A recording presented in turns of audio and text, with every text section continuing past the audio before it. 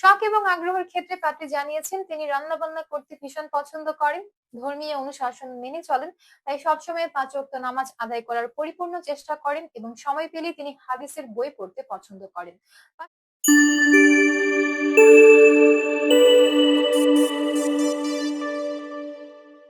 আসসালামু আলাইকুম।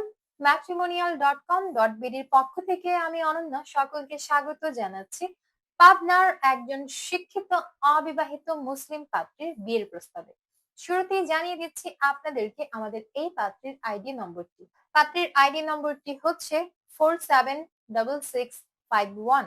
পাত্রীর নাম হচ্ছে ফাতেমা খাতুন, তার ডাক নাম হচ্ছে ফাতেমা। তিনি 29 বছর বয়সী। পাত্রীর হাইট হচ্ছে 5 ফুট। পাত্রী মুসলিম পরিবারের সন্তান, ধর্মীয় অনুশাসন মেনে চলেন।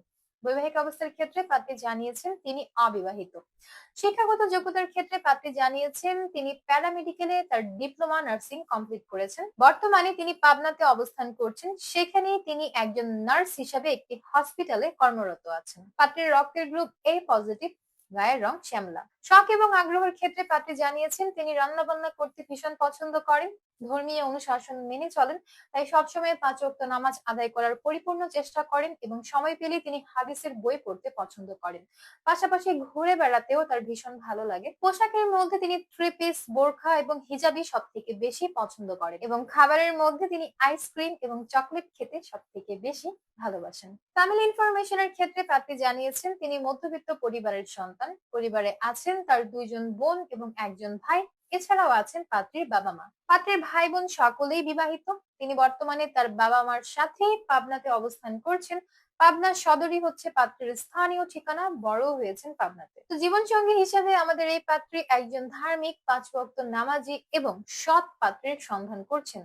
পাত্রকে অবশ্যই প্রতিষ্ঠিত হতে হবে। কমপক্ষে 30 থেকে সর্বোচ্চ 38 বছর বয়সী যে কোনো পাত্ররাই প্রস্তাব করতে পারবেন। পাত্রের হাইট কমপক্ষে 5 ফুট 5 ইঞ্চি থেকে এর বেশি হতে হবে। শুধুমাত্র মুসলিম পরিবারের সন্তান যারা আছেন কেবলমাত্র আপনারাই প্রস্তাব করতে পারবেন। বৈবাহিক অবস্থার দিক থেকে অবিবাহিত পাত্রদের পাশাপাশি বিপত্নিক পাত্র যারা আছেন আপনাদের প্রস্তাবও গ্রহণযোগ্য হবে। এমনকি যদি আগের ঘরের সন্তানও থাকে সেক্ষেত্রেও আপনি প্রস্তাব করতে পারবেন, তবে শুধুমাত্র এক সন্তানের জনক যারা আছেন কেবলমাত্র আপনাদের প্রস্তাবই একসেপ্টেড হবে।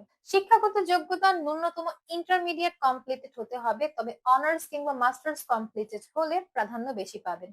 যে কোনো সরকারি বেসরকারি চাকরিজীবী কিংবা ব্যবসায়ী পাত্ররা প্রস্তাব করতে পারছেন। গায়ের রঙের দিক থেকে কালো ব্যতীত যে কোনো গায়ের রঙের পাত্রের বিয়ের প্রস্তাবে তিনি রাজি আছেন, তবে ধূমপান তিনি একদমই পছন্দ করেন না, তাই ধূমপায়ী পাত্রদেরকে প্রস্তাব না করার জন্যই তিনি বিশেষভাবে অনুরোধ করেছেন।